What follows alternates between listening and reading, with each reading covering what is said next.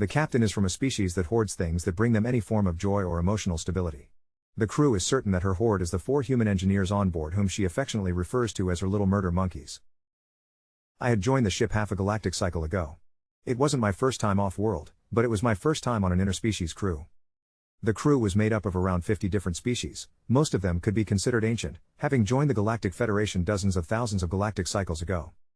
The Zerail were the first species to make interstellar contact, and thus made up the bulk of the commandment of the ship. The Trax, half organic and half mechanic, made up a significant portion of the engineer sector. The Stelcax were the scientists and the Vagnal were in majority in the security forces. Each species had its strengths and weaknesses, and we all worked together to make life on the ship as easy as possible for everyone involved. All things considered, everything was similar to what I had been prepped for. Except for one thing. The captain of the ship was an Aroi, a species known for hoarding everything that comforted them, be it consumables, pieces of art. I had seen some of them, I just couldn't wrap my mind around it, or even living beings. Most Aroi had with them a couple of their homeworld flora and fauna. The captain had humans. A new species in the galactic sphere. They came from a death world, a planet of acid rains and raging fires, where more than 3/4 of the entire surface is simply uninhabitable. A young species, barely 50,000 stellar rotations, having joined the Federation just a cycle ago. As such, I expected creatures of massive size, with massive organic defenses and weapons. Instead, I saw a group of small creatures, barely half of my size, with little to no apparent organic defenses. Imagine my surprise when I heard call them a group of little murder monkeys.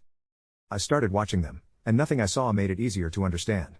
They spent their days running around, doing various tasks around. They were certainly adaptable and quick learners. But dangerous?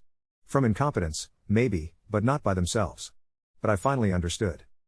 One night, during the captain's briefing for the next half-galactic cycle, I saw something. One of the Vagnal, a big beast, 3 times as tall as a human, started making fun of them. Lightly at first, but as it realized that the humans did not respond, it escalated its jokes. Small jokes escalated into swears, that escalated into personal insults, and finally into physical aggression. It only took one punch for the Vagnal to realize its mistake.